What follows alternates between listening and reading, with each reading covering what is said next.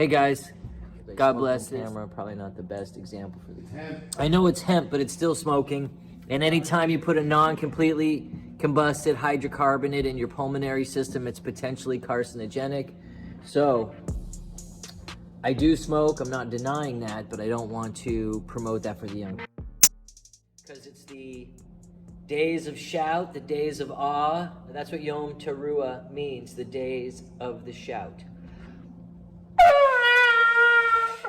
We're getting much better at blowing this thing.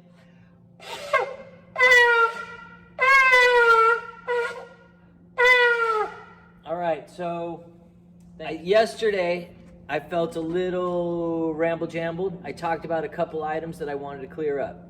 My experience with Alex Jones, besides being a guest on his show and appearing in a movie with, was that I was a fan of his in the 90s when 9/11 happened. So I decided I'm not going to listen to this guy. And then when my own church got shut down, I had a lot of free time on my hands to start thinking, okay, what's really going on in this world? How can you come and shut down a church? They violated the law in so many different ways to come get me. Was I really that bad? Was I really a dangerous church? Was I a danger to America, me teaching the Bible to stoners? And apparently I was.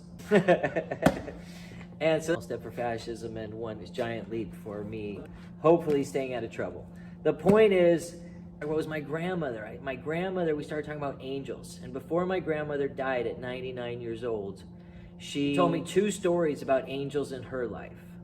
And they were human beings who acted in her life to make a significant change that she barely knew, and yet they had such a huge impact on her life. And that's what I was trying to describe when I was talking about the angels that came to speak with Sarah and Abraham and told them they would have a child. And the reason I tell you my grandmother's story, not that it's in the Bible, the story is the story of my family, and the people in the Bible are a family. They're the descendants of Abraham, Isaac, and Jacob, and says if you believe in the God of the Bible, then you are part of that same family. You are part of these stories. These stories are interesting and make sense for today. Because they talk about murder and cheating and being there for someone and God being there for you. And the reason I specifically want to talk to pot dealers, and I had been on Snapchat for the last year kind of preaching about hemp dealing and what a great opportunity this cannabis CBD industry is for people. It's a healing herb. Anyway, my grandmother went blind. She had been a secretary for most of her life, and she got a cataracts disease of some kind, and she couldn't see. And she had met this guy, Ralph, and he fell in love with her and said, Irma, I'm in love you, I want to marry you. But he'd only met her for a day or 2. But he said, I've got to go away on a business trip. And suddenly she went blind. And yet this man wrote her every day for a year. My grandmother couldn't read him, so my mom would read him to her. But my grandmother was determined to read these letters to herself. So she said she had to hold them up, like to the side of her head, where she could just make out one letter at a time. But she would read that one letter, and she'd read the next letter, and the next letter, until she got the whole word. And she would read them over and over, and every day he sent her a new letter, and she'd read and read and read. Pretty soon, she could read the whole word, and then eventually she could read the whole sentence, and somehow she strengthened her eyesight by reading these love letters day after day after day. She says it's a miracle because Ralph never wrote her again, never heard from him again.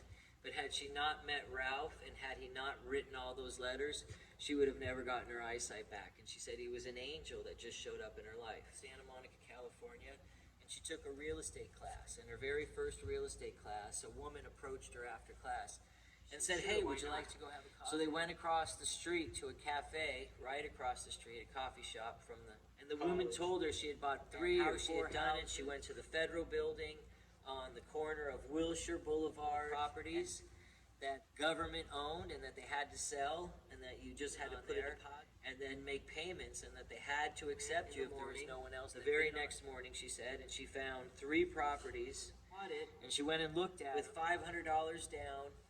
She was able to rent out the back house and make the mortgage payments 5 years after Jimmy Carter was elected, there was huge inflation. She bought it for $28,000, and she was able to sell it for $128,000. And she never was able to see this woman, Renee. That was her only class. It was her last class. She had graduated. Never saw her again in her life. The teacher said he promised he would tell her a thank you.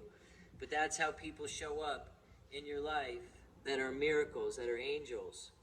And you need to be aware of that and be thankful and be conscientious that it's people that brings God's blessings to you, and be thankful when they come into your life. But my grandmother was a real believer, and this is how God works in people's lives today.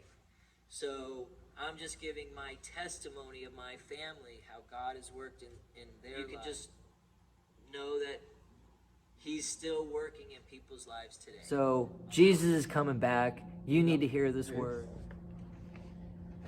Have you ever done something bad, and just been like, oh, that's good, but you knew for sure, like you're not tricking yourself, right?